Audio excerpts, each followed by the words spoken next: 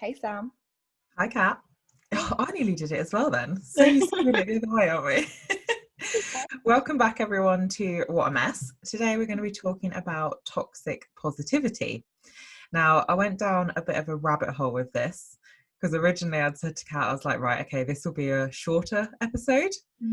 But I realised that it's a topic that I think I'm quite passionate about and I do have quite a lot to say on, but I am going to try keep myself focused and keep us both focused. Yeah, I need that So too. we don't go off. But the first thing I wanted to do, I'm recording the camera. If you're watching on YouTube, the quality is a bit rubbish because I need my phone. The first thing I want to do with is explain what is toxic positivity. So I don't know whether this is like, is toxic positivity in the dictionary now? I think it's like in the Urban Dictionary or something. Yeah, it will The be in that. definition that I have says noun underneath it, which seems very formal. Yeah. It says the overgeneralization of a happy, optimistic state that results in denial, minimization, and invalidation of the authentic human emotional experience. Mate, that is well better than the Which, description that well, I it's got. a very fancy way of saying it, isn't it? So, Katt, I thought it might be a bit easier to explain, like for examples. Yeah, yeah. I feel like that's the way. Like, I only wrote down one. Oh, what did you I know. I only went, and mine's like really like not pathetic, but I don't know. I did write down another one, but okay. So the one I wrote down, I didn't scribble out. Just said, "I'm really struggling with nerve pain today," and then someone being like, "Oh, cheer up, it'll be okay." Mm-hmm. It's kind of like pushing it away. And actually, the other one I wrote, I'm going to put a pin in that and refer to it later because I feel like it is more relevant to later. So, did you write down some examples? Yeah, so my description that I wrote was slightly more, well, the thing was, I was trying, again, I was going off on loads of tangents, but it was like, I put forcing positivity in a situation that doesn't warrant, doesn't warrant extreme positivity, like a traumatic situation. Um, but yeah, I mean, these are the examples I've put. So just stay positive, which is literally probably one of the worst things that people say to me, which I know is meant so well when they say it. But to me, if someone says to me, stay positive, oh, you just need to stay positive. It's like, oh, well, I am. Like that insinuates that I'm not already doing that. And it's like, that is why I'm still like going, is because I do stay positive. So I don't need someone to say that. I don't feel like that's like a useful comment. Said, yeah, it takes away that validation of that you're allowed to feel anything else but positive. Yeah, just stay positive. Like, yeah, that's fine. Um, Another thing, toxic positivity, I think, is unsolicited advice. In that, it's almost like well, if you just do this, you'll be fine. And it's like, Yeah, I did I write it down? Yeah, actually, yeah, that's yeah. I agree. I feel like it does cover off as well yeah, other things. yeah. What I can't even read my spiral. Yeah, I mean, a lot of unsolicited advice is coming from quite an uneducated place as well. Like it's like flippant comments like that. Unless you're heavily invested in multiple sclerosis research, don't come at me with advice on what I should do to make myself feel better, because probably already looked and probably already have looked over it, and it probably is bullshit. So not going to listen. But then it's like people almost seem offended when we say no thank you, and it's like, no. And like I say, unless you've got MS and it's like a solid interest of yours and you've spent a lot of time looking into Yeah, like if you've got someone you love with it and you've really taken the time to research it. Remember, we always used to say to each other, sorry, choking halfway through. We always used to say to each other, didn't we? Like, oh yeah, we'll just put our yoga pants on and eat some kale, and we'll be cured. drink a green No smoothie. offense to anyone that does wear yoga pants and eat kale, like that's good for you. Yeah, no, of course, but it's not gonna cure Gonna our cure us. MS. Yeah, and it's like, I think that's toxic positivity in that it's like it's like, well, if you just do this, you'll be fine. And it's like, well, that's just not how it works. And that's not helpful, in my opinion.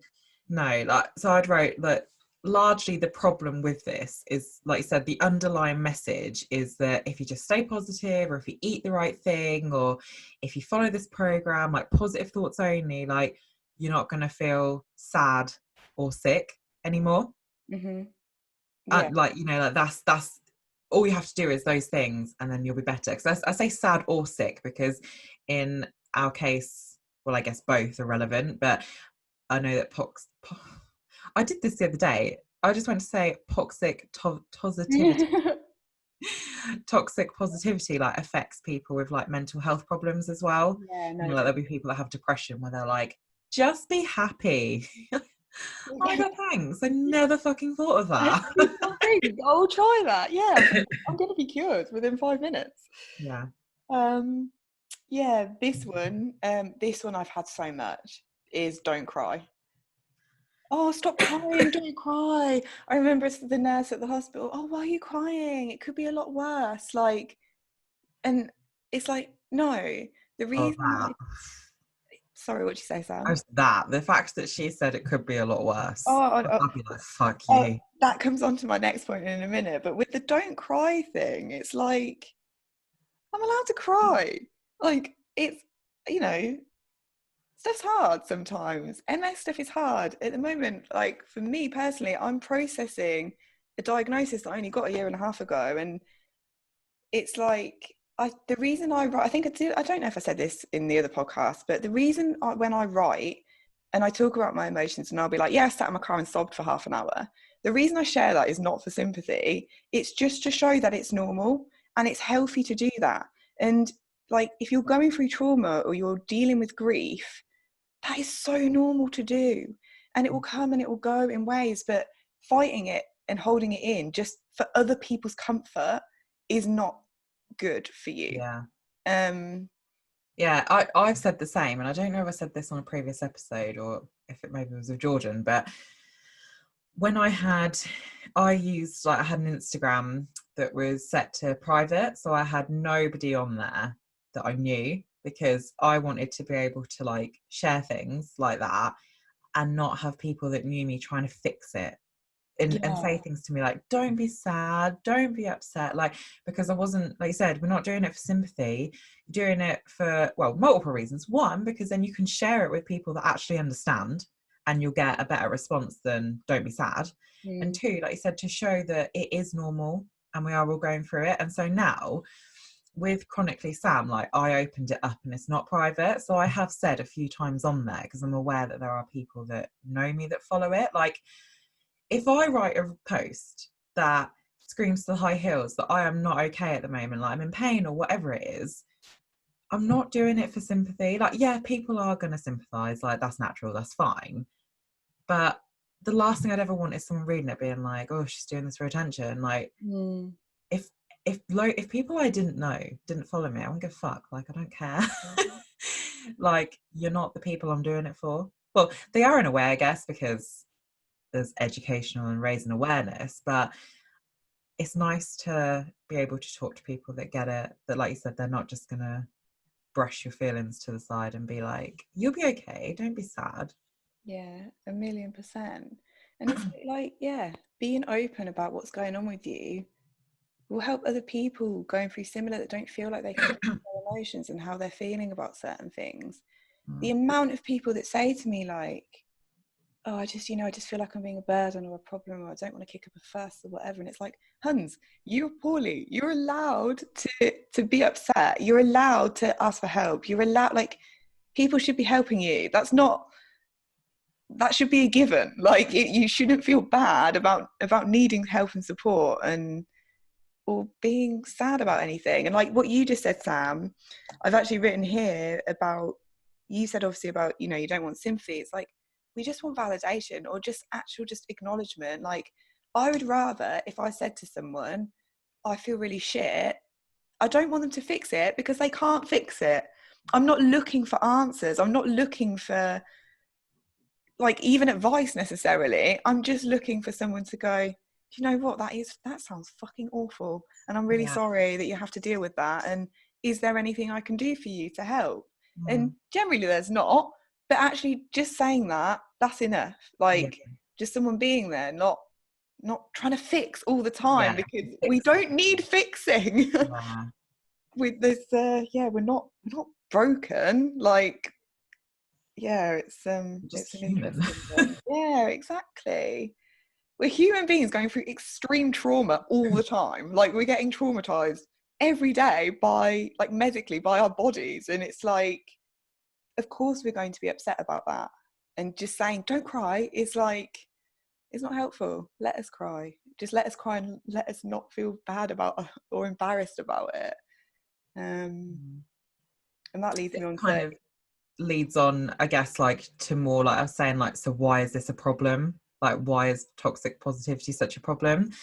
And I wrote that if someone like ruined, like burnt their meal, or like messed up playing a game or something, then you can say to them like, you can just be like, just cheer up, it'll be okay, don't worry about it, why are you upset, like cheer up. But the problem is that if you say that, I'll use us as the example here, because like I said, toxic positivity can affect a lot of people for a lot of different reasons. But if we're going by ours, like if someone's just been diagnosed with chronic illness, that kind of toxic positivity, like, it completely overlooks the severity of it.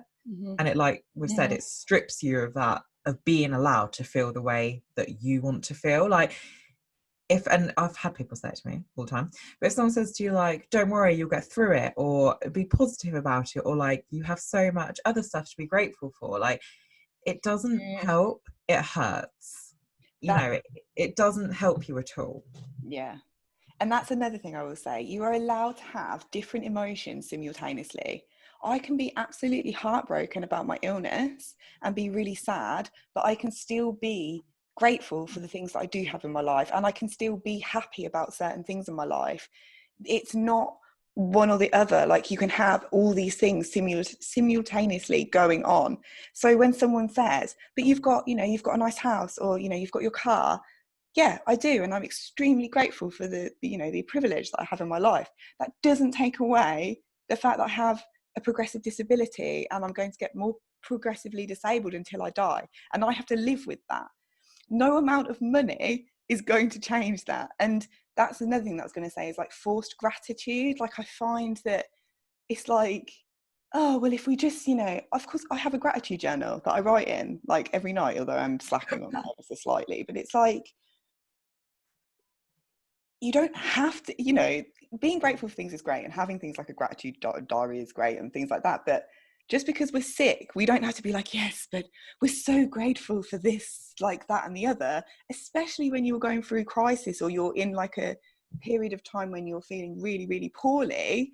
And people are like, yeah, well, focus on the things you have got. And it's like, by me expressing how I'm feeling is not disregarding the things I have at all. Like, I'm so grateful for all those things, for my support network, etc., etc. But that kind of forced, like, well, you just must be grateful for what you have already. Well, I didn't say that I wasn't. I'm just saying that I'm pretty upset about this thing. Like, the whole chronic illness for the rest of my life thing. Like, I think anyone would be upset about that. Yeah, it's really interesting you said that, because me and Jordan did a podcast on gratitude, and I shared that like my journey with gratitude has completely changed, because I used to feel it was bullshit, because I used to be like, why should I have to be grateful that I managed to get out of bed today? Like, it would just annoy me that I was having to be grateful for stuff that most people would take for advantage. But then, like I said, I feel like that's forced gratitude. I started to move away from that and be like, well, that's okay. I don't have to feel grateful about the slight movement that I have managed, because that's an issue for me. But instead, I am grateful for like my own home and my like, it's not about like trying to change the stuff that you're not happy with and trying to find something grateful in that. Like you said, you're allowed to be not happy with that. It's about the bigger picture, like what in your life you are happy with.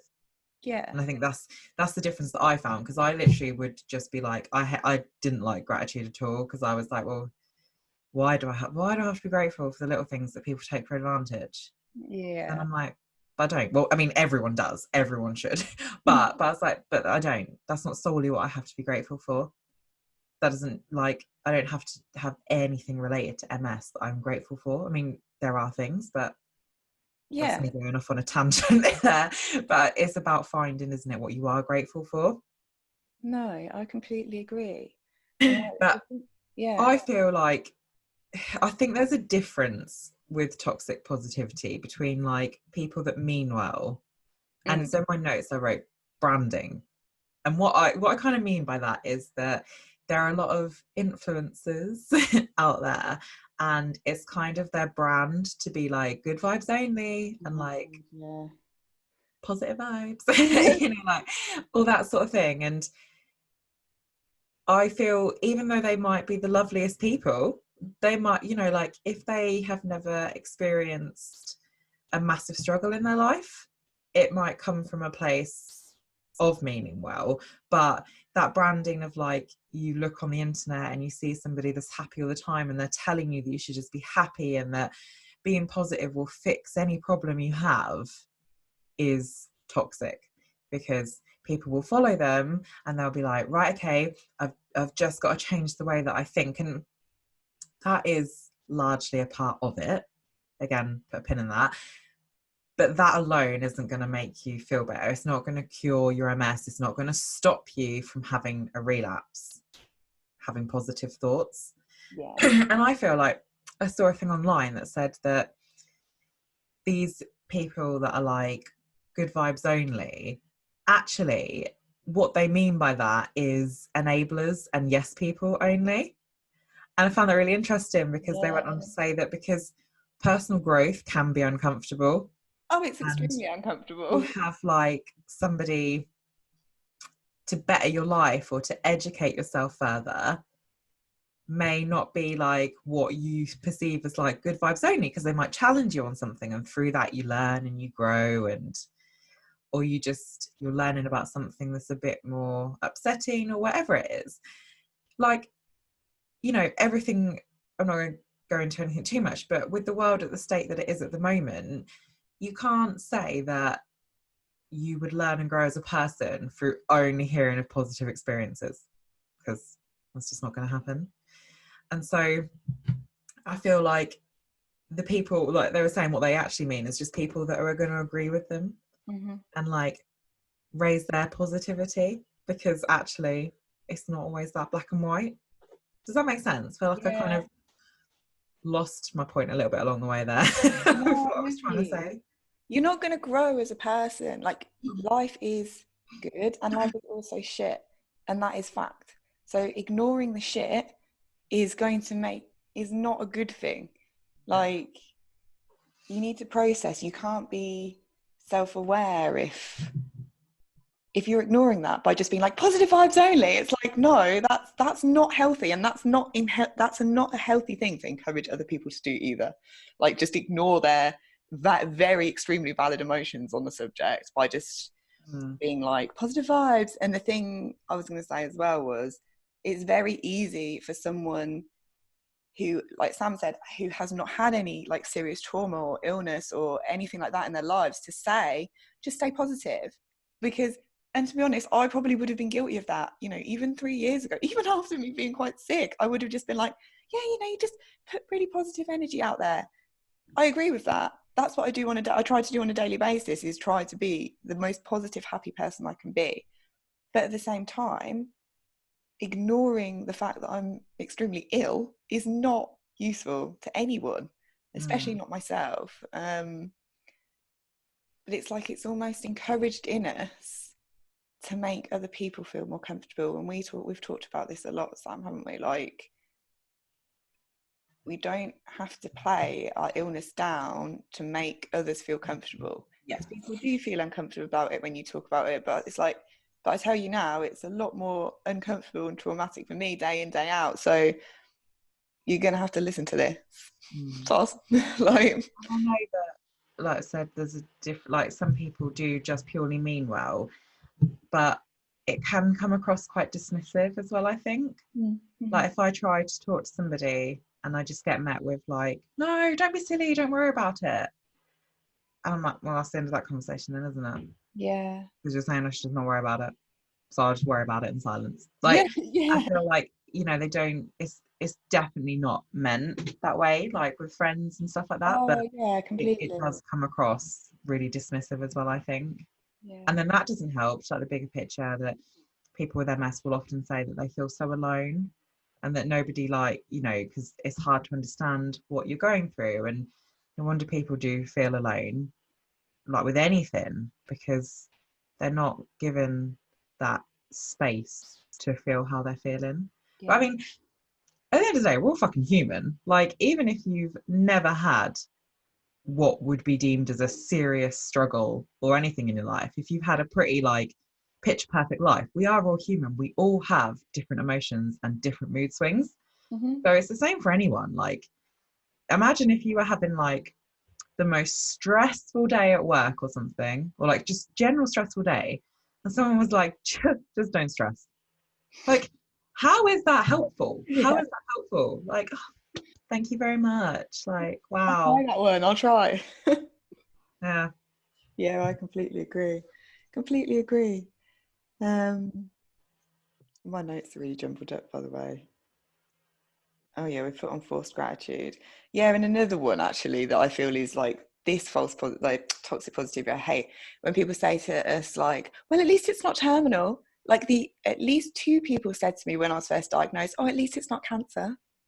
And I'm like, okay, like what am I supposed to take from that? Like, yes, of course it's not going to kill me, but I'm just going to get more progressively disabled till I die. So yeah, I mean it's not going to kill me, but like I would say that's pretty shit. Like, but do you not think it's shit? Like, I don't, do you know what I mean? What do people expect from that? I said I wouldn't go off on a tangent, but I really quickly want to tell a little story. So earlier this week, BMW rang me, like listers, because I have my car with them and it's coming to the end of its thing. Anyway, the guy rang and we were chatting away, and I didn't realize this until after the phone call, so it made a bit more sense. He's actually the person that's helped me with my last two cars, so he did like semi know me. And he started saying about going in, blah, blah, blah, to pick a car. And I said, well, I don't think that I'm going to be able to anytime soon because I'm due any minute now to go into hospital to have chemotherapy. And he spoke, because he heard that word and he spoke over me before I could finish my sentence of chemotherapy for MS treatment. Because even though chemotherapy is used for so many different things now, like I get it, 100% you link it to cancer, like Yeah. you do.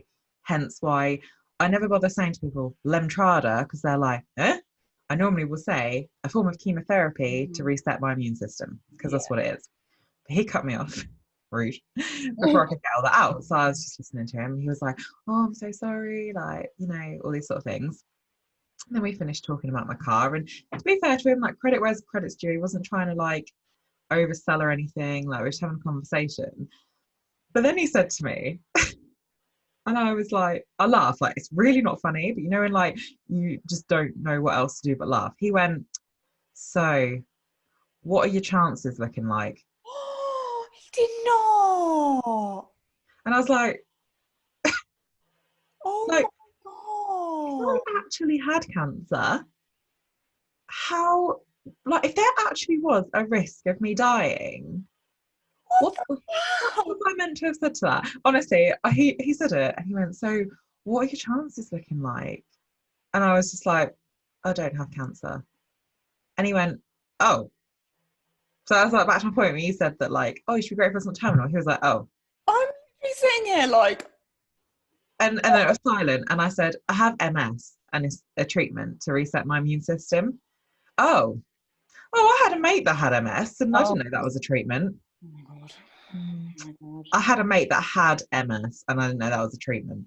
I was like, Yeah, but they probably cured their MS. and then he didn't but I was like, you don't know what I'm going through. Like you've just totally like You stripped bad. me of like it's like I sensed it. I just knew like saying it to anyone else, they'd probably be like, you're probably just being touchy, like I'm sure it wasn't meant like that. But I sensed him be like, why the fuck did you say it's chemotherapy? Like, you know, he took Yeah, away the severity of it yeah, when yeah, he doesn't know me. Like, massively. And he this doesn't know is shit. this But is also, side note, if I did have cancer and I was going to die, like, I yeah, really, in hindsight, I said to my mum, she was outraged. I was like, I really wish I had, like, because it surprised me. I wish I'd have gone, chances of what? Sorry. yeah. Just you really would have been like, of dying? You don't ask someone that. You don't know. Mate, give me the phone number for this place. I'm going to ring them up and be like, 'cause this is my new thing. I said this the other day. I was like, if I see something someone said on, or someone said something, I'll pull them up on it now in the politest possible way. But like, I'm sick of people just saying ignorant things like that. Like, I actually would write an email and be like, you're someone that works here said this, and this is why it's completely inappropriate. Like, I had to do this the other day with someone. I messaged someone that had put something out and used the word, Oh yeah, you said it was yeah, yeah, guy. use the word disability, and I had to give context. He was like a movement specialist. But yeah, it was. This is a whole different episode that we could talk about. I mean, he was very like open to the conversation, which I really appreciated.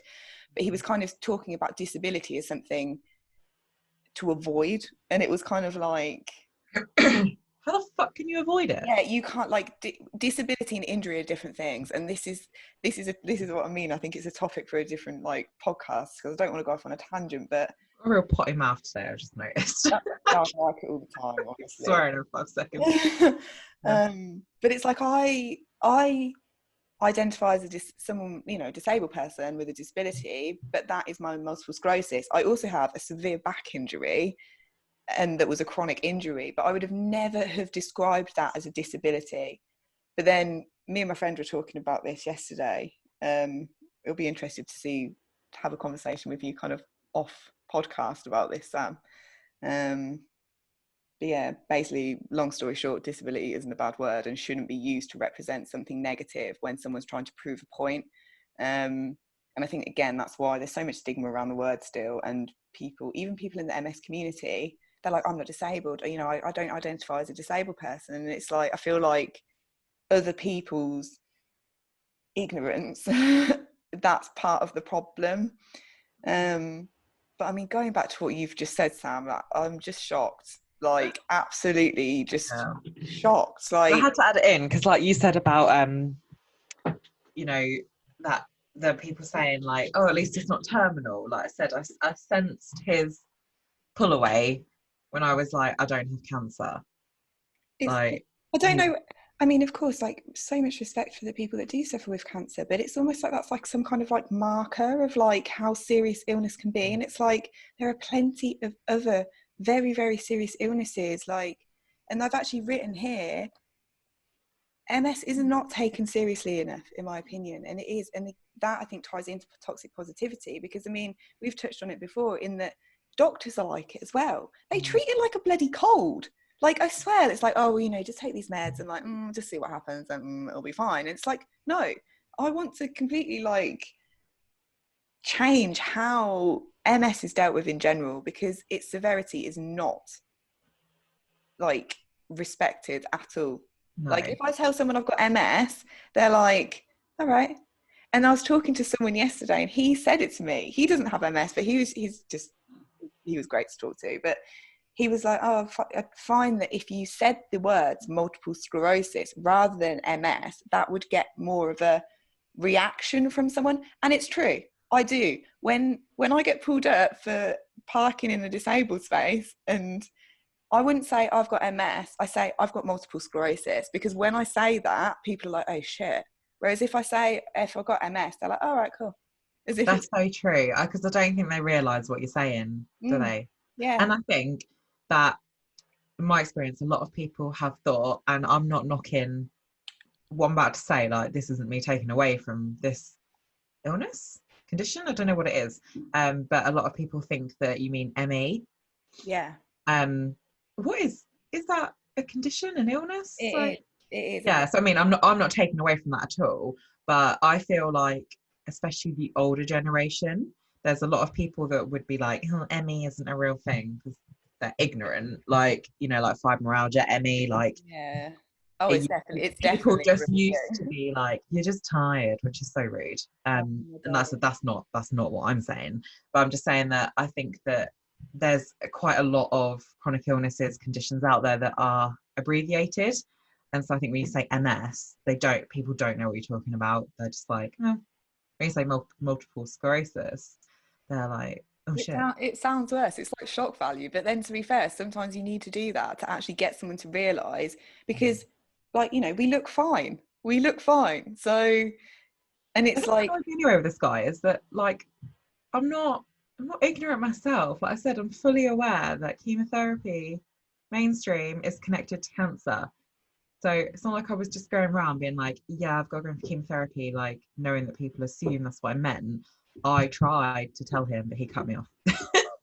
I also, tried to tell him what for, but he got chemotherapy is an so. invasive treatment. Any form of chemotherapy is an invasive treatment, regardless of what illness it's for. So actually, But he had a mate that had it, so oh, sorry, my bad, my bad, so my he bad. does know. So yeah, let's cut him some slack. His mum's sister's friend's rabbit's brother had MS. That's what people say, and they're like, "Oh, they're cured now. Okay, cool." And you know, yeah, he probably had really positive thoughts, and now Yeah, he's there. he just So killed himself.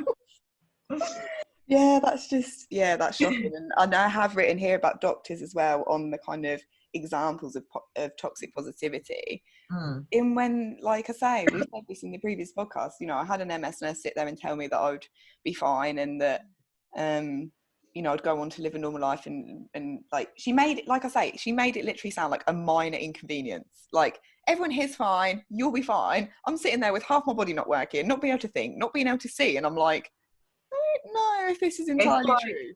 oh, you've got a broken leg. Here's a band-aid. Yeah, yeah, literally. Um, I was going to say something else as well. What were you just talking about before that? Because I had a point actually. Um, oh, I can't even remember. I'm trying to read my notes is an absolute nightmare.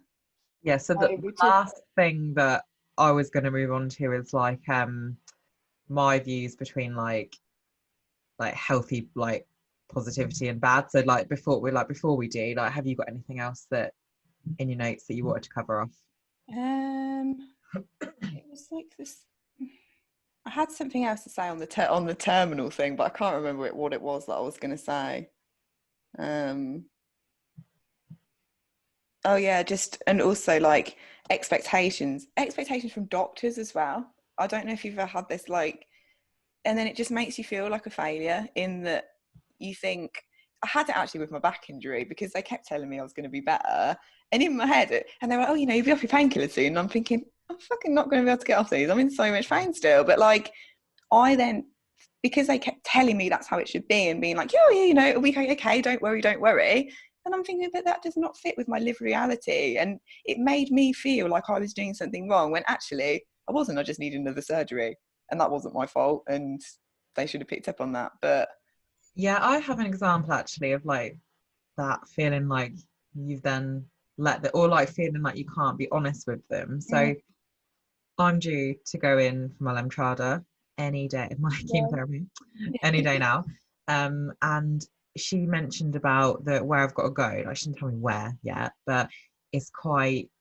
I've never been there for quite a distance, or whatever. And the last like week or so, my walk-in's been quite bad. Not in a sense where I feel like I'm having a relapse. It's not that at all. Like that's just MS, isn't it? Like good times and bad times. And I was saying to Frank, my partner, about it, and he was like, okay, well, we'll take the wheelchair because Addenbrooke's is quite a big hospital, like, and if from the car park to where we have to go is really far, like that can be a bit of a struggle for me. And he's like, we'll take the wheelchair. And I was like, yeah. He was like, why? Are you going to be okay to walk it all? Like, if, you know, we've got to go like here, there, and everywhere. And I was like, oh, yeah. Oh. And I kind of left it because in my head I was thinking, I can't show up in a wheelchair because they'll have a go at me almost. They'll be like, why are you using a wheelchair? Like, why aren't you just trying? Like, I feel like they'll see it as like giving in. That's Oh, isn't it? There's so many people that are like see it as giving in to using a mm, wheelchair when actually it's not like I'm giving in. Like, I just I don't know. But you know, like I feel mm, like I can't because I'm worried that they're gonna be like, oh, Sam, at me. mate. use your fucking wheelchair. Like, honestly, like, that is a point as well that you've just said. Like, it's almost like, you know, if we just try a bit harder, then it will be cured. And that's actually, I think I actually wrote here, like, oh, where is it? I've lost it now. But yeah, it's like, that isn't a thing. That is not a thing. And by saying that, it's like, why are you denying me the thing that just helps me? Yeah. It's like that. I feel like some people have that mentality, like, because I can walk, I should walk. You know, like, because I can, but it doesn't mean I can for a long period. Yeah. But the thing is, it's up to you, mate. Like, you're not a child. You can judge whether or not you want to use your wheelchair or not. Like, you don't need someone else shaming you or, like, you know, trying to make that decision for you, because that's your decision. Like I remember when I was in a relapse and I was in Tesco's with my dad, and I was like, I can't walk. Like, I need you to push me in a wheelchair. And he was so embarrassed. He was like, just pop yourself up on the trolley and just use the trolley. I was like, Dad, I can't fucking walk. Like, you're gonna have to push me. And it's just like, I don't know why that's even a thing. Like, why would anyone even question that?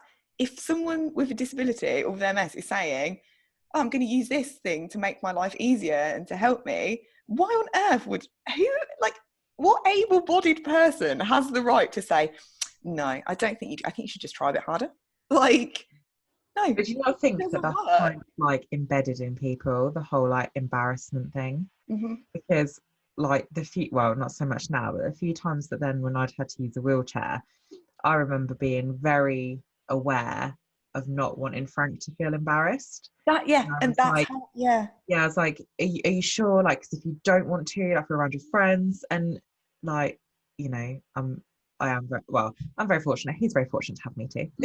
But he was like, what? I don't think he even understood what I meant, because he was like, that's so ridiculous. Like, why would I be embarrassed? Which is great. Like, he is good, because he's not one of those types that's like, I don't know, like, no, of course it's fine. Like, that's great. It's great if you've got a partner that reassures you. But for us, it works really well that he is that okay with it that I don't think he even realizes. Yeah, that's so when it comes to stuff like that, he'd be like, no, I don't. So just use your wheelchair. Like, why is that a problem? I love that. So, that's how it should be, mate. But yeah, but I feel like it is like, that was my first thought. Oh, I don't want to embarrass the person that I'm with. And fuck that. Like, if they're a decent human being, they're not gonna be embarrassed. Yeah, of course. I'm so glad you have Frank. Yeah, I remember how I felt that day. And that, and again, I've actually put here about the kind of like the inspiration porn kind of stories. We've obviously touched on this before, and we've talked about it in depth ourselves, in that, you know, there'll be one-off articles written about people with multiple sclerosis, and it'll be like, oh, you know, Sally, 36, she doesn't let her MS stop her. She changed her diet and did this, and now she climbed a mountain last week, and she's doing a triathlon like next week, and, you know, and then it'll be a quote from Sally being like, yeah, I just don't let my MS stop me. And it's like, and then that's sort of put out to the masses, when MS is not a very well understood illness as it is anyway. And then you get, obviously, as an able person reading that, you just think, well, why doesn't everyone with MS just fucking get a bit healthier and, like, you know, look after themselves a bit more, and then they'll be fine, kind of thing. And it's like, I was thinking about that phrase, I don't let my MS stop me. And it's like, no, it's not that you, no, yeah, I don't let MS stop me. It's like, no, it's not that you don't let MS stop you. It's that you don't let your version of MS stop you. Or it's not even that you let it, it's just your version of MS doesn't stop you doing these things. So by saying, I don't let MS stop me, that's such an invalidating blanket statement for all the people that have MS that it affects on so true, because level. That's so true. Because yeah, I guess it's like her saying, I don't let MS stop me, so I'm going to climb a mountain. I don't climb mountains, so does that mean I'm letting my MS stop me? Yeah. But equally, I go out there and do most of what I want to do, so it's not stopping me. That's so true. I never thought about it like that. Yeah, it's like we have our own versions of it, and I feel like it was a massive eye opener for me last week, just how different me and you are in regards to RMS, but we both struggle Yeah. tremendously in so many different ways, but it's just so individual. So when you have I feel like if I ever did like a interview for something, I'd have to be like disclaimer, disclaimer, disclaimer, Yeah. like, this is my MS, like, and this is not what I think, and because I don't want to ever make anyone else feel invalidated. I've even said it to you, Sam, before, like, I worry that this podcast, because we're talking about RMS from where we are at the stages of our life, but I'm aware that it's not the same for everyone, like Yeah. in so many different senses. And I think maybe that's why a lot of people that don't have MS struggle to understand it, because it isn't a blanket like if you break your leg, you break your leg, like It's like, everyone's. And I imagine, like, I don't know, like, I'll go on record and say, like, I'm not educated in every autoimmune disease that's out there, but I imagine that for a lot of them it's similar, because everybody's body is different. Like, everyone is going to experience something differently. And so I wonder, maybe that's why people take away from it, because they're like, well, so and so had it and they were fine. Good yeah, for them. yeah. MS is, it's like a custom built illness. It's like, I don't know, it's like, it's so individual. Yeah. Like, yeah, it is so hard to understand. And I do just want to just raise so much more awareness on its seriousness and severity, because it's like seriousness and severity, it's the same word. Because it is just treated as if it's not. It's just like I say, like a cold. Like, oh, Yeah. got MS now. It's like, no.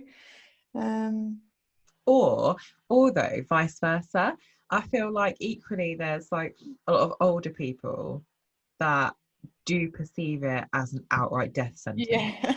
Like, there's no bloody in the middle, is there? People are either like, no, you're fine, or people are like, oh dear Lord, like, poor But you. it's assumptions though, isn't it, mate? Like, and this is what we were saying as well. It's like I'd much rather someone ask me, like, and I'll explain to them. And again, like, I think people are like really quick to be like, oh yeah, I get that. Like, oh yeah, oh, I actually get that myself. Or like, rather than actually just listening, like, why don't you just sit down and please just listen to what I'm talking about, rather than trying to tell me what my own illness is, if that makes sense. I Sort of, think, yeah, that's like people trying to empathize, isn't it? Like, they're trying to imagine what it feels like, and you can't. yeah, I mean, I can relate, because I do that. That's how I kind of process things myself, is I'm like, relate things to my own experiences and stuff. But yeah, I was going to say something else. It's I'd just, say that's a massive thing that having MS has taught me, though. Like, because me and Frank were talking about a similar to this the other day, and I said that, and he said, I'm not agreeing with it, but it's just people's way of like trying to make you feel better. mm, He was like, I get it, but I do think that, when it comes from people, it is just them trying to make you feel better. He was like, I'm sure you'd do it in a different situation. And I was like, actually, not to get on my high horse, but I feel like in the last few years, like from learning it myself, like, I don't do that. I don't. If someone wants to sit and tell me how upset they are about something, I just listen and almost like, yeah, validate that and mm, say, and if I have nothing to relate to with it, I'm like, I can't imagine what you're going through. yeah, Like, but I understand that you're in pain, like, and I try so hard to admit that I can't say, oh, I know what you mean, like, because I don't. If I don't know what they mean, I don't. And so I yeah, try really hard just to, yeah, listen to the like way people are feeling, acknowledge it, and learn from it. And I'm like, can I get that in return now, please? yeah. Well, it's that validation, and I think even giving someone validation in regards to how they're feeling is so important and massive. And again, I do have people that come to me and say things, and I'm just like, you know what, like, you're okay to feel how you feel, and you're okay to be upset, and you don't. And it's almost like, but I was the same. It was like I had a revelation about it, and I was like, oh yeah, I am actually allowed to be pretty fucking upset about this, because it's actually like, quite bad, really.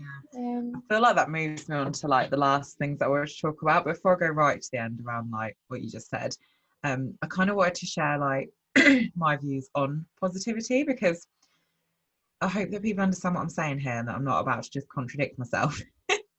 But I do think that there is a big difference between toxic positivity and like a healthy amount of positivity, because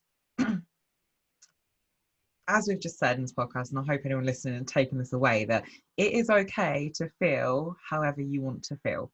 Like, if you need a day to wallow in it and spend crying, or if you need a week, or if you need a month, like whatever you need is fine. But there does come a point where it will go from that it's what you need to do to that it is you've trapped yourself in that position. And I feel like it is hard to identify. It is. And there'll be a lot of people that are like, well, like, this is where toxic positivity comes from, isn't it? It's like, don't wallow in it. But it's realizing that taking the time you need to feel however you do feel, but then not helping yourself by like not at least trying to do anything about it. Like, I'll have times now where I'll like cry, and I'll like proper hardcore, because I'm not much of a crier, but like I'll proper like hardcore cry, and it's like a wall comes down, I let all these like horrible thoughts in, and I'll just sit with it a minute and just let it happen, you know, like, because if not, pushing it away all the time is not healthy, and it's only going to make it worse. Like, and I'll address those thoughts and I'll sit and I'll think about it, but then when I start to feel a bit more calmer, like, you know, I've stopped crying, I'll try reason with it and be like, okay, I don't know what's going to happen. Like with any of these thoughts, I don't know the outcome. So sitting alone in my bedroom, worrying about what might be, isn't going to do me any good, you know? And I'll then try be more positive. Like, is this making sense? Like, yeah. Some people get trapped in a space in their head of just, and I'm not talking mental health here, because I feel like that is a completely different ball game. Like, if you've got depression, or like when you've got anxiety, I feel like it's near enough impossible to try identify this. But I'm saying like someone that doesn't have depression, you know, like everyone has good and bad days, like everyone has different emotions and mood swings. I think it's important to not live in that state of mind of being so negative, because another saying that I really don't like, but at the same time do understand it a little bit, is I'm not a fan of like putting out what you want to the universe, and the universe will provide you with it. Because so the reason I'm not is I read someone's Instagram post the other day, and they said, and I really, really disliked this. It said, if you're not liking what you're getting, it's the wrong question you're putting out to the universe. And I was like, so for all the people in this, let's just, you know, not even that deep, well, it is deep, but in the current situation, because this was a few months ago I read it, I thought, so all the single parents that have been made redundant and they're struggling to feed their children, they didn't ask the right question. Yeah. Their fault, is it, that a world pandemic came along and they're out of work? Or someone that's been diagnosed with a chronic illness or cancer, or had a car accident and anything, how the fuck did they put the wrong, you know, how is that their fault? Like, that puts so much blame on the person that is suffering. It's unreal. Like, I passionately hated that. However, the bit that I will say I do understand with the whole you get what you give out is that, yes, to an extent, if you're the sort of person that lives in that negativity, like, and you're like, only bad things always happen to me, only bad things always happen to me, then yeah, only bad things will always happen to you. Not through it's your fault, but through the fact that you're not identifying the good things that are happening to you. So it will be perceived that only bad things are happening, because bad things happen to everyone. But I think that if you're in that mindset where only bad things are happening to you, they are, because you're not seeing the good things in the mix of that. So Yeah. that's where I can kind of understand it. Like, even as like little as like, I have some friends that will be like, oh, I only pick fuck boys. Like, I only go for dickheads. I only go for and I'm like, because you keep telling yourself you do that. That's all you're doing. You know, like there has to be a middle ground. Yeah, and it's like even with that example, it's like there needs to be self-reflection involved. And I Yeah. think self-reflection is massively important, and grieving is completely valid, as we've just said. But like, you know, like for the example of, oh, I only get toxic guys. Well, there are people out there that aren't toxic. Yeah. So like, what is it? I'm not like, that's not me trying to blame, because I know, yeah. that's a pattern of behavior that I've had to work through. And it's like, but it isn't it, if I'd have just gone along and just resigned to that, I wouldn't have grown as a person, in that I've realized that that's not true, and it's actually just different reasons why that happens, if that makes That's sense. what I mean. Like, none of it is blame. So only bad, like if bad things only happen to you, if you pick toxic guys, if you have MS and you're only always poorly, none of that's your fault. I'm still not saying it's your fault. I'm just saying that perhaps it might be that you're not identifying the things in between that are good, you know?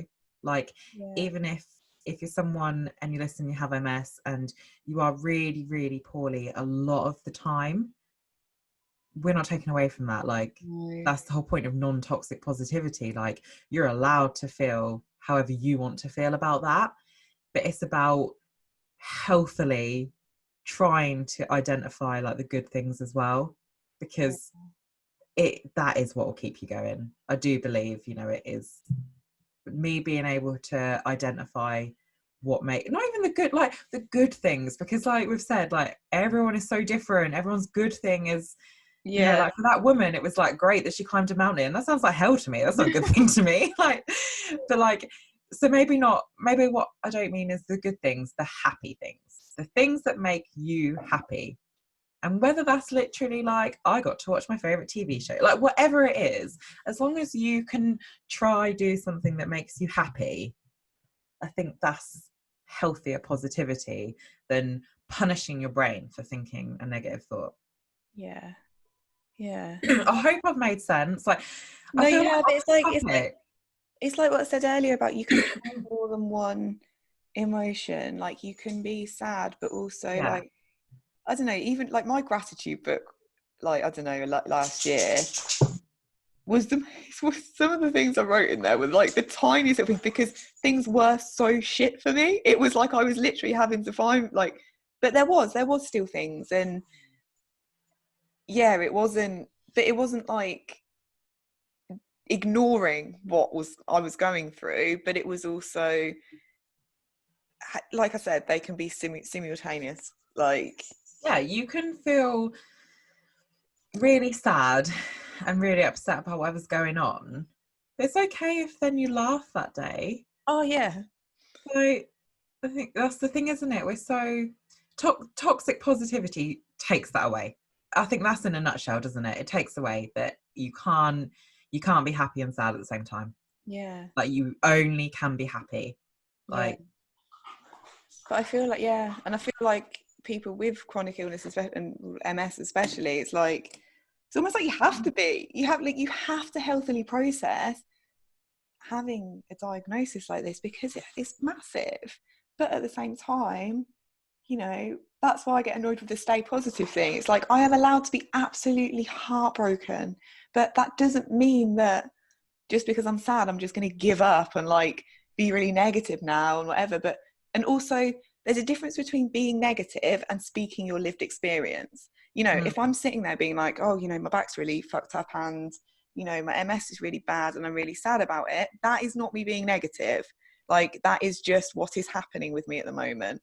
Like, moaning excessively, okay, possibly negative, but like, actually just saying, if someone says, how are you? I have to tell you the truth. So I'm But not going to. that's what I meant at the start of it. And I think that, like, I don't care if people perceive me as a bitch here now. I'm just gonna say it. But like you said about the moaning excessively, as much as I said like we're all human and everyone has a struggle, I do think that we all need to be kind and we all need to be understanding. And Kat, if you want to moan about your back pain or having a bad day of MS, moan away. You know, moan for as long as you Yeah, want. And if you don't know how that feels, listen to it. But if you want to moan all fucking day that you burnt your toast, do you know what I mean? Like, or like you chipped a nail, or you have yeah, that's it. You haven't been able to get in with like to have a manicure. Like, fine, moan away all you want, you know, like to your friends, like they'll listen, but get over it. Like, you know, I do feel like there is an element like everyone tries to be so kind to everyone now, and I am all about that. But check yourself as well, you know. oh me. Don't say you're moaning too much about your chronic illness, because people moan about a lot less. Yeah, yeah, mate, you're so right. You are so right. You really are. Hopefully everyone that's listening to this is the similar mentality and people are like, fuck you, Sam, I need to go get my nails done. Yeah, To be fair, I never get my nails done, so maybe that's where I'm going wrong. I mean, it's you can get annoyed about little things or whatever, Yeah, but you can, yeah, but but like I don't it's not a completely get what comparison. Like, that's where I feel like I understand that some people will say, oh, so and so, she's so negative, if it is because they're always moaning about the littlest things in life all the time. Whereas I feel like that would be so unfair if someone said that about me. You know, if someone said, oh, she's so negative, she moans about her MS all the time, like, nah, that's not cool. Like, you yeah, I got to mean, look at the bigger picture. I've obviously we know I've Yeah, yes, I've had that's that said to essentially me. what I was kind of talking about there. Fuck Um, you, let her moan about it. I'm negative, but I actually think I'm one of the most positive people going, to be perfectly honest. Last year I was just really, really depressed and going through something that Mm. wasn't just an MS diagnosis. It was also the loss of my career that I'd in bodybuilding career that I built for 7 years. And, and it, it was, there were so many things, and it wasn't that I was moaning, I was just talking. Like, you need to talk and process things. And again, that goes into the toxic positivity thing, because it's like if you're going through trauma, you need to process that. And there were so many of my friends that gave me the space and still do give me the space to grieve. And it'll be like, I'll be talking to one of my best friends and just start crying, and they don't make a big deal out of it, or they'll be like, you're all right, but like, they just give me that space and don't shame me for having negative, in air quotes, emotions. But actually, all emotions are valid, and we need all of the emotions to be a well-rounded person. So Maybe we should try an experiment for like like more outside of people, like I said, that don't give you that, and change your tone. So if they're like, oh, you're always negative, just be like, I'm having such a bad day today. yeah, Like, I'm in so much pain. yeah, it really hurts. Yeah, like, this is shit. Just like change your tone and see if they're oh, like, I feel like people wouldn't know how to react. Yeah. They'd be like, oh, okay. But people say, like, I do get a lot of people that say to me, like, people will message me on social media, which I love. Like, I love talking to people, like, with all any chronic illness, or like, I just love people in general and talking. And they'll be like, oh, they'll like tell me, really open up to me about something, like really quite personal, which I feel so blessed that people feel like they can do with me, because obviously, I'm completely confidential. I'm like, but I can't remember what I was going to say now. What did I just say? People message you on Instagram, or Before like, that. well, not Before on that. Instagram. Oh yeah, that's it. And they'll type out this big massive thing, or like voice note me, and it will be like a really like heart-wrenching, like traumatic sort of like big deal that they've opened up to me about. And then they'll be like, I'm so sorry for moaning, like, oh my god, and I'm like, that is not a moan. Like, please talk to me. Like, if you don't Yeah. say these things to other people, I'm here for this. Like, because how you feel is valid.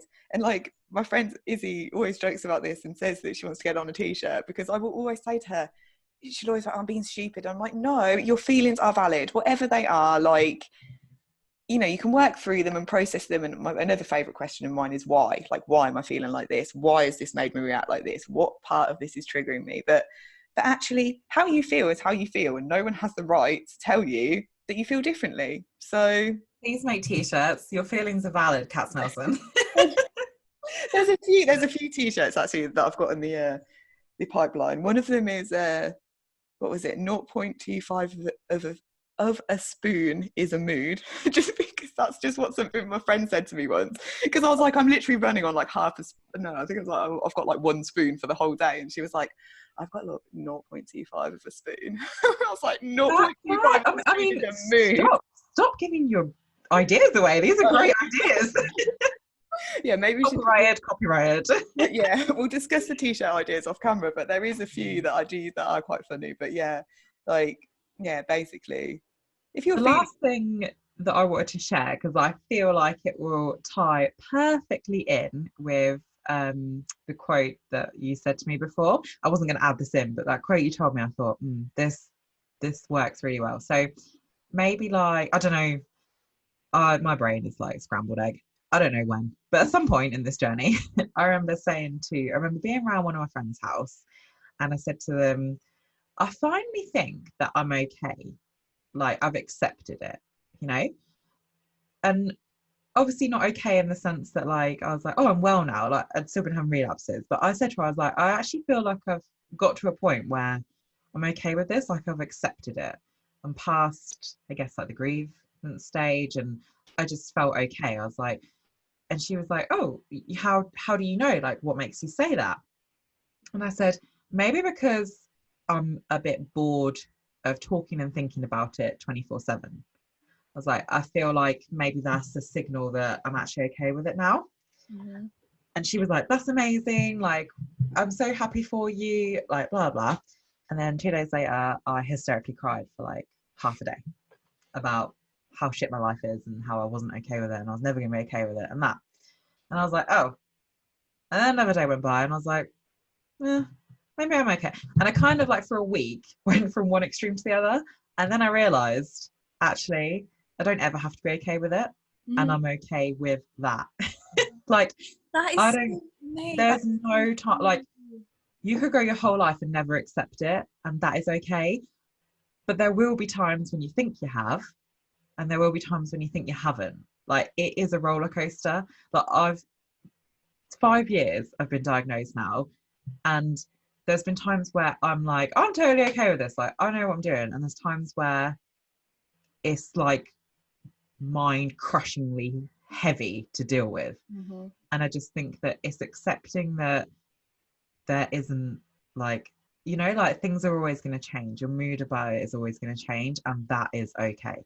Yeah, there's no time limit on it. Like, I think people just expect, like, it's been like, you know, to quote someone, I thought you'd just get over it. No. It hadn't even been a year at this point. And it was kind of like, do people think that that is actually how it would, like, it is, I feel, because my diagnosis was a year and a half ago, I feel like by now I should be kind of like getting comfortable with it. Whereas I actually feel I'm only just starting to grieve about it. And it's like, there is not a time limit. You know, when someone dies, you don't say, well, I thought you'd be over it by now. Yeah. Like, do you? And it's like, I don't know, it's like, yeah, no one has died for us, but it's like, yeah, we're grieving. I'm grieving the loss of the person that I thought I was going to be, in that, you know, I had all these dreams and aspirations, and essentially she did die because she's not real. So I'm grieving the loss of that. And like I say, you would never say to someone who's lost someone, oh, well, I thought you'd get over it. You know, I thought you'd be over it by now. Like cheer up. Like, and I used to feel like when people would message me, or when I talked to people that had just been diagnosed, and I'd say been diagnosed like 2 or 3 years, I would hold off. Like, they'd say, oh, like if it'd been a month, like, I feel like I'm just getting used to it, and I would reserve myself from saying anything, because I was like, I can't tell them that I'm still not okay with it, because that's going to scare them, that 3 years down the line, like, you're still not okay with it. But now I'm like, no, we should say it, because it shouldn't be looked at as like, oh shit, like 5 years later and she's still not come to terms with it. Like, that's not something to be scared of. It's accepting that just because I've not accepted it doesn't mean that I'm not okay. Yeah. Like, you know, Yeah. Yeah. Again, like, but I again, think it's it's like something to having the worry two about. Like, if things. you get a year into your diagnosis, 10 years into your diagnosis, your whole life, like, if someone says to you on their like deathbed as an old lady, I never got okay with having MS. Like, that's not something to be scared of. Like, it's life, and Mm. you will be okay, and you will not be okay. Like, times will change. Yeah. Again, it's the you can experience things simultaneously, and yeah, it's a long ass process. And I put pressure on myself as well. I don't know about you, Sam, but I'm like, look at, well, it should be, I by did. the Again, probably when I was like a year, like 2 years nearly into it. yeah. Now I don't. Now I'm just like, whatever I feel during the day, I feel. Like, I just But let the it all thing is, it's hard for us as well, because it's like we can accept, I could accept how I am right now, but then I could have a relapse in however many months' time, and then the whole thing has to reset and start again, because I have a whole new load of symptoms that I have to learn to deal with, and it then re-traumatizes you, because it's like you're having to go through all that again, and then you've got more disability to have to contend with, and it's like anyone that is okay with that, but like I would actually think there's something wrong with them, because it's awful to have to deal with. Yeah, Like, there's never like I sit here now and I'm like, but I'm okay because I am okay. Like I'm okay. But I mean, ask me like in 6 days' time when I'm having poison pumped into my veins to get off my immune system, I'll probably be like, I am not okay. yeah, yeah, And okay, that is okay in yeah, itself. yeah, But that like I feel like that quote that you said to me earlier, that kind of yeah. explains it perfectly. I will say that quote now, and I'll try and not like butcher it. But this is something that I read on social media when I was first diagnosed, and I don't know who wrote it as well. I wish I had the post still. It was just a girl on Instagram with MS, and what did she put? When I was diagnosed with MS, I thought my life was over. Then I thought that I was going to kick its ass. Now I know that neither are true. And I'm like, that is literally it. Like, my life isn't over. I love my life. I have a great life, but I can't kick MS's ass, because it is impossible. And when people say that, like, oh, I'm going to beat it, I'm going to kick its ass, blah, blah, blah. It's like, you're probably not, though, because once it's got its claws into you, in a relapse or whatever, that you can't control it. So, But again, is that's I don't know what the word is, but like we said earlier, like everyone's different. So yeah, like some people will say, I'm gonna beat MS, I'm gonna kick MS's ass. Like you said, you can't because there's no cure for it if you're gonna go that black and white. But also people look at it as beating it is not letting it have an effect on your life. When actually probably beating it is still being able to have happy times, be yeah, happy with all that going on as well. I yeah, would classify that as kicking its ass yeah. because I think we kick its ass every single yeah, day. because yeah, there's times where I'm a mess and I'm like, oh God, I hate this. I hate everything about it. But then there's also times I'm like crying with laughter, Yeah, and I'm going out and I guess at the moment is, you know, with world pandemic and all that, things are shut down. But historically, if I look back on the stuff that I've still done in these 5 years, like I would still, like I always go back to it. But yeah, I haven't climbed a mountain and I haven't ran a marathon, but I wouldn't have done that anyway. yeah, So I went to New York and I wanted to go to New York my whole life.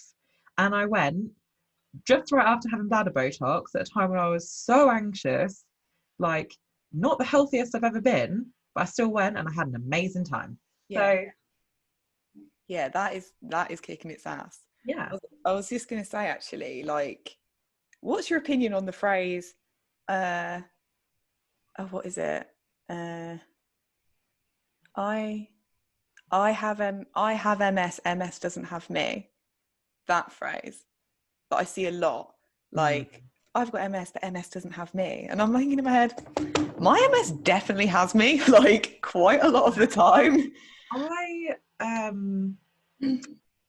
Oh, I spoke about this, I think, maybe I'm on with Jordan, and I said that I used to, I think maybe it was like our body confidence one. Mm-hmm. I used to perceive them as different things. Like there was me, and then there was my MS, and I feel so much hate towards my MS.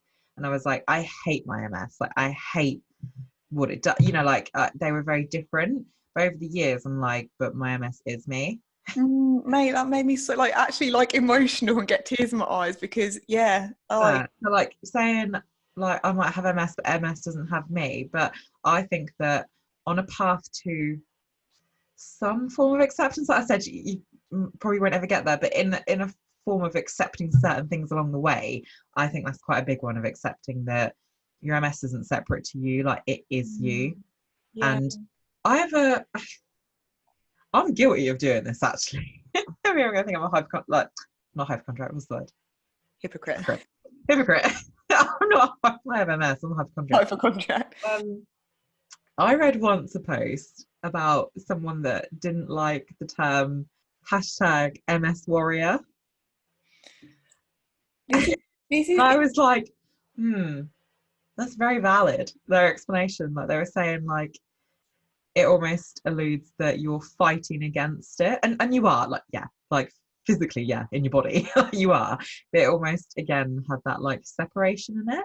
That you're a warrior against your yeah. MS, and How do you feel about that? well, that's why I said I'm a hypocrite because I still use it. Yeah, well, yeah, like, see, that's the thing, right? So when I was first diagnosed, I used to see it all the time and be like, I don't know what it was. I just didn't like it. I was like, that's really cringy. Like, Yeah. I don't think of myself as like a warrior going into battle, like against illness.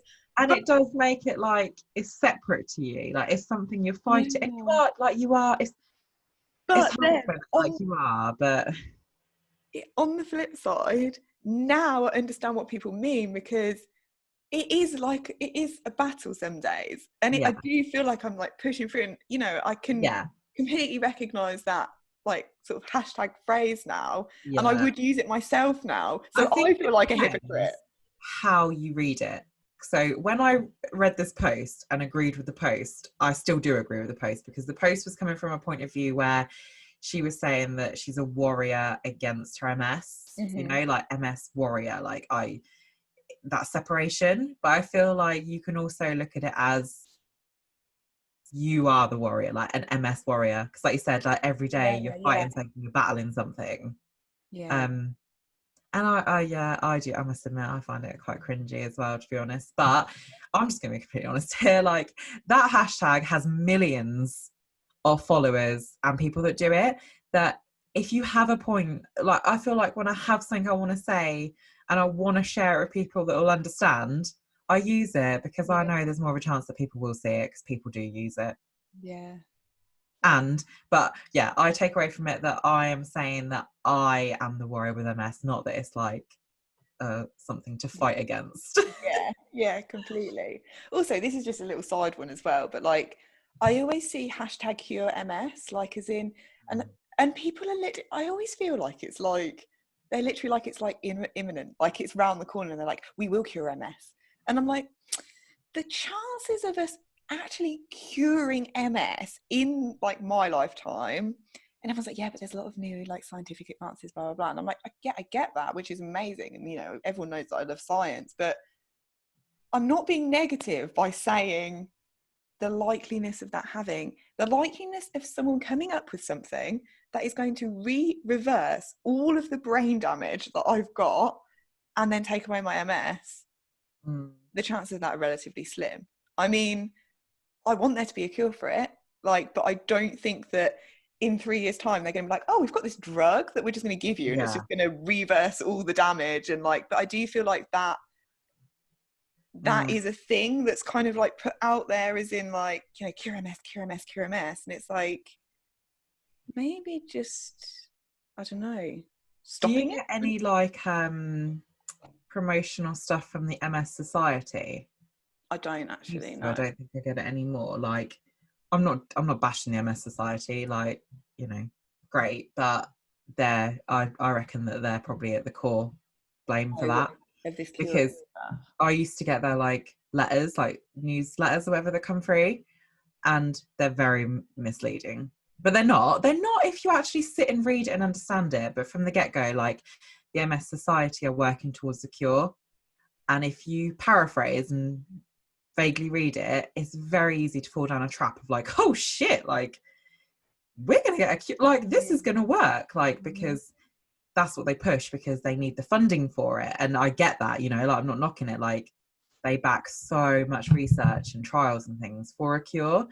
But if you sit and actually read it, what they're calling a cure is actually just they've found a drug that could potentially halt progression, not reverse it, not actually take away your MS, like your symptoms and your day-to-day living, but halt the amount of brain lesions. But again, the chances of that being something that we experience in our lifetime. Yeah, and I don't think I don't think that's a negative thing for us to say. It's I just, don't. it's being realistic. Yeah. And that's what I would say. But that hashtag cure MS, like, I've never used, I haven't really seen it, but I think that the MS, I think that's probably an MS Society that have, like, in the UK anyway, don't know about further field, but I feel like they're to blame. But, like, it's not their fault, I don't mean it like against them, but I do feel like, because if you are feeling vulnerable and you're looking for a positive newsletter, most of their headlines will be around like I think their latest campaign, we need to be able to, like, insert hold music. I'm gonna see if I can find it. Like, they had a campaign where they wanted to raise like 10 million. Have you seen this? No. What is that? Basically, like, they had this new campaign where they wanted to raise something like, let's say, 10 million to find a cure or something, that they were really close to.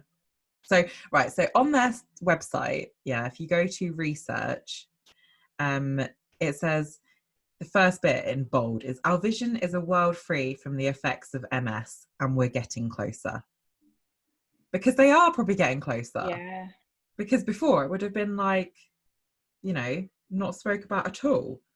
I saw a headline the other day and it was like, you know, this, I don't know, somewhere in, I think it was Australia actually, and they were like, yeah, they're literally on the edge of, they've basically found the cure for MS now. And then I'm pretty sure it was done in like animal models, and I was like, the MS Society is mice. It's mice that they're doing it on. I mean, animal studies can be good for some things, but actually it just doesn't translate a lot of the time. I'm not saying taking away from the work they're doing, and I think it's amazing that, you know, people are funding this research, because it's research that needs to happen and is incredibly underfunded. Oh God, I got that wrong. I've just found that campaign I was talking about. I was like, I think they want to raise like 10 million. It says, so this was October 2019. It says, today we've publicly launched our biggest fundraising appeal ever. Our Stop MS appeal aims to raise 100 million over a 10-year period. So that's where I got the 10 years from, to accelerate new research and stop MS. That's what I meant. Like, when I read the news that came through, by stop, it means that they're looking at if they can halt progression. Yeah. Not reverse it, or not, like we said, like fatigue, like bladder, like all the symptoms that we spoke about in our last one. Like, they're purely talking about research to halt it, which, if you've got progressive MS, that's huge, isn't it? Yeah. Well, it's huge for everyone, but yeah, I think that it's easy to read their stuff and be like, oh my God, they're going to cure MS. Well, that's what this headline pretty much was like. And I just thought, I don't even know if I even read the article, because I knew it would be, we've done this study in mice, and, you know, we have this promising like little bit of data, which is great. But actually that, what, £100 million, £100 million, that some of that money could go towards kind of actually just raising awareness on helping people live day to day the illness, and and actually help, like, I really want to do some kind of like awareness campaign. I'm not sure how I want to do it yet, but like, see, that is a lot of money. And although, like, I'm all for science and research, like, there's people that are struggling and living with this every single day Now. already. Yeah, like, so maybe you could split that 100 million, give us 50 million to kind of do our campaign. I mean, if they want to give me £1 million even, I'm okay with that. Yeah, me too. I think it's fair. It'll definitely improve my quality of life. Yeah. I'll be down for it. Right. I feel like we went off on a tangent there. We It's my did. fault. Have you got anything else you wanted to add around toxic positivity? I think it's just pretty much just everything what we've said. Just in that it's very like, it's not a very socially acceptable thing to be emotional. I think especially as Brits for some reason.